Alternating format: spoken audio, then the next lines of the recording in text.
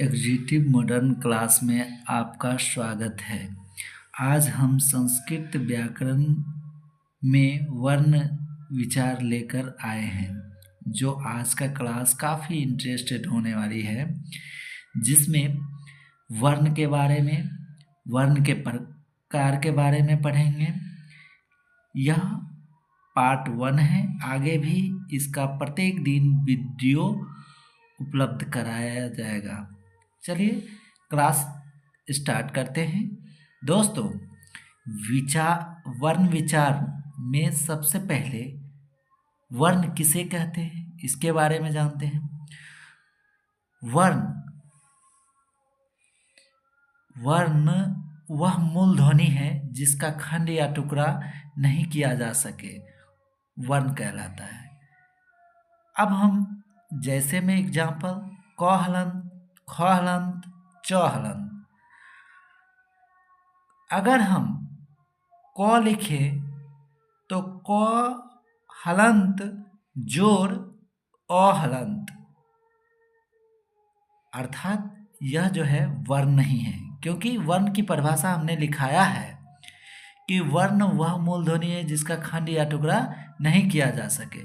क्योंकि क को हम जब तोड़ते हैं तो क हलंत जोड़ अ होता है, इसलिए इससे बनता है यह क, इसलिए यह वर्ण नहीं है। अगर च उच्चारण करें तो च हलंत जोड़ अ, इससे बना है च, अर्थात यह वर्ण नहीं है। लेकिन अगर क हलंत लिखे, ख हलंत लिखे या च हलंत लिखे तो ये सारे क्या है, वर्ण है, इसको तोड़ा नहीं जा सकता है। ठीक है। अब हम एक भाषा के सबसे छोटी इकाई के बारे में पूछें तो क्या है, वर्ण है।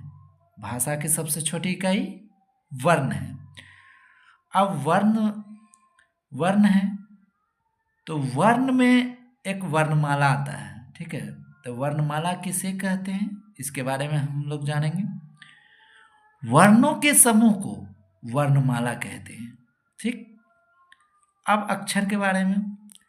अक्षर वर्णों के लिखित रूप को अक्षर कहते हैं, अर्थात कहे अक्षर को ही वर्ण कहते हैं, सीधी सीधी बात। और उसके बाद वर्ण के बाद आते हैं शब्द। शब्द किसे कहते हैं, इसकी भी परिभाषा हम लोग जानेंगे।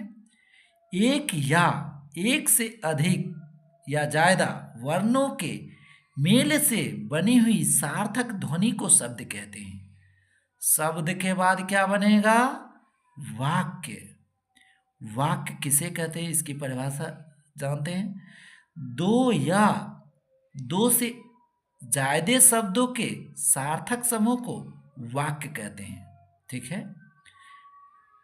अब वर्ण के प्रकार में हम लोग आएंगे। अब वर्ण दो प्रकार के होते हैं। वर्ण कितने प्रकार के होते हैं, दो प्रकार के होते हैं। एक स्वर वर्ण, एक व्यंजन वर्ण। अब हम स्वर वर्ण के परिभाषा के बारे में जानते हैं। स्वर वर्ण किसे कहते हैं, जिस वर्ण का उच्चारण बिना किसी अन्य वर्णों की सहायता से होता है उसे स्वर वर्ण कहते हैं। अब संस्कृत वर्णमाला में स्वर वर्णों की संख्या पूछे तो 13 होता है। कितने होते हैं, 13 होते हैं।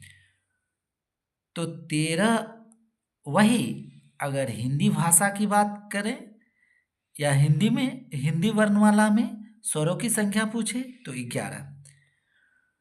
अब देखते हैं कौन कौन स्वर वर्ण हैं 13 संस्कृत में। तो अ, आ, ई, दीर्घी, छोटी री, बड़ी री, लिरी, हर्षु, दीर्घु, ए, ऐ, ओ, औ। ये 13 वर्ण जो हैं स्वर वर्ण हैं। और ये भी एक इम्पोर्टेंट बात है। जो संस्कृत वर्णमाला में स्वर को अच कहा गया है, ये अक्सर मैट्रिक के बोर्ड एग्जाम में ये क्वेश्चन आता है। स्वरों को क्या कहा जाता है? तो क्या कहा जाता है? अच कहा जाता है। आप लोग अच्छी तरह ध्यान रखेंगे। उसके बाद व्यंजन। जिन वर्णों का उच्चारण स्वर वर्णों के सहायता से हो उसे व्यंजन वर्ण कहते हैं। ठीक है। संस्कृत में व्यंजन को हल कहा गया है। व्यंजन को क्या कहा गया है? हल कहा गया है। और व्यंजन वर्णों की संख्या के बारे में जाने तो 33 हैं। कितने हैं? 33 हैं। व्यंजन वर्ण के प्रकार के बारे में पढ़ते हैं। तो पहला आता है स्पर्श वर्ण, फिर आता है अंतस्थ वर्ण, फिर आता है ऊष्म वर्ण। स्पर्श वर्ण का परिभाषा अगर संस्कृत में जाने तो कद्यो अवसानः स्पर्शः, यानी क वर्ग से लेके प वर्ग तक जितने भी वर्ण आएंगे स्पर्श वर्ण कहलाएंगे। अगर पूछे स्पर्श वर्णों की संख्या कितनी है तो 25 है। अब हम देखते हैं क वर्ग में कौन कौन स्पर्श वर्ग है, वर्ण है। क वर्ग क हलंत, ख हलंत, ग हलंत, घ हलंत, य हलंत। फिर देखते हैं च वर्ग में च हलंत, छ हलंत, ज हलंत, झ हलंत, य हलंत। फिर ट वर्ग में आते हैं तो ट हलंत, ठ हलंत, ड हलंत, ढ हलंत, न हलंत। त वर्ग में आते हैं तो इसका उच्चारण इस तरह से भी कर सकते हैं त, थ, द, ध, न। प वर्ग में प, फ, ब, भ, म। इसको हम तोड़ नहीं सकते हैं, इसलिए ये क वर्ग से प वर्ग तक जितने भी वर्ण आए स्पर्श वर्ण होते हैं। अब हम आते हैं आगे अंतस्थ वर्ण के पास। तो अगर आपसे पूछे अंतस्थ वर्ण कौन कौन है तो य हलंत, र हलंत, ल हलंत, व हलंत। इसकी संख्या पूछे तो 4 हैं। फिर हम आते हैं ऊष्म वर्ण के पास। ऊष्म वर्ण नाम से ही स्पष्ट है, स आ रहा है ना, जितने भी स वाले वर्ण होंगे वे सारे के सारे क्या ऊष्म वर्ण के अंतर्गत आएंगे। जैसे तालाब्य स, मूर्धन्य स, दंत स, ह। इसकी संख्या अगर पूछे तो 4 होते हैं। ऊष्म वर्णों की संख्या 4 होते हैं। अब हम कुछ और भी वर्ण के बारे में जानेंगे जो कि अक्सर मैट्रिक बोर्ड एग्जाम में भी पूछा जाता है, जो इम्पोर्टेंट है।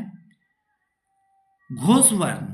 घोष वर्ण में आते हैं तो तीसरे वर्ण, चौथे वर्ण, पांचवें वर्ण, य हलंत, र हलंत, ल हलंत, व हलंत, ह हलंत।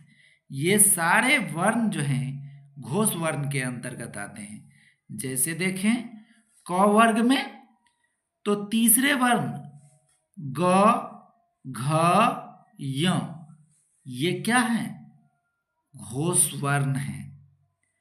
या फिर देखें च वर्ग में तो तीसरे वर्ण ज, झ, य है। ठीक है। अब हम आते हैं अघोष वर्ण में। अघोष वर्ण, इसमें पहले वर्ण दूसरे वर्ण कहे, अर्थात क वर्ग में क हलंत, ख हलंत, ये दोनों जो हैं अघोष वर्ण के अंतर्गत आएंगे। यही 25 वर्ण में ही चूज करेंगे। यही 5 वर्ग जो हैं इसी में से देखेंगे। ठीक है। फिर साथ ही तालव्य स, दंत स, मूर्धन्य स, दंत स, ये अघोष वर्ण के अंतर्गत आएंगे। फिर हम आते हैं अल्प प्राण। अल्प प्राण में पहले वर्ण, तीसरे वर्ण और पांचवें वर्ण, जैसे देखें क, ग और य। इसी तरह ये पांचों वर्ग में हम देखेंगे जो जो पहले वर्ण, तीसरे वर्ण और पांचवें वर्ण आ रहे हैं वे सारे क्या अल्प प्राण के अंतर्गत आएंगे, तथा य हलंत, र हलंत, ल हलंत, व हलंत ये भी अल्प प्राण के अंतर्गत आएंगे। फिर हम आगे चलते हैं महाप्राण के पास। महाप्राण के अंतर्गत दूसरे वर्ण, चौथे वर्ण। अगर क वर्ग की बात करें, दूसरा वर्ण ख है और चौथे वर्ण घ है, तथा इसी तरह यही पांचों वर्ण में ही देखेंगे। और साथ ही तालव्य स, मूर्धन्य स, दंत स, ह ये सारे महाप्राण के अंतर्गत ही आएंगे। फिर हम अयोगवाह की बात करें तो इसके अंतर्गत अनुस्वार आता है और विसर्ग भी आता है। जैसे अनुस्वार कहे कौन स्वर कंग, चौन स्वर चन या कौन स्वर खंग, ठीक है, ये अयोगवाह के अंतर्गत आएंगे। और विसर्ग की बात करें तो क विसर्ग क, च विसर्ग च, ट विसर्ग ट भी कह सकते हैं। तो ये सारे अयोगवाह के अंतर्गत आएंगे। आप लोग यहाँ तक समझ गए होंगे। आशा करता हूँ कि आज का क्लास यहीं तक रहेगा। और कुछ अभी तक जितना हम पढ़े उसका एक बार रिव्यू कर लें। हम वर्ण के बारे में पढ़ें, फिर वर्णमाला के बारे में पढ़ें और अक्षर के बारे में पढ़ें।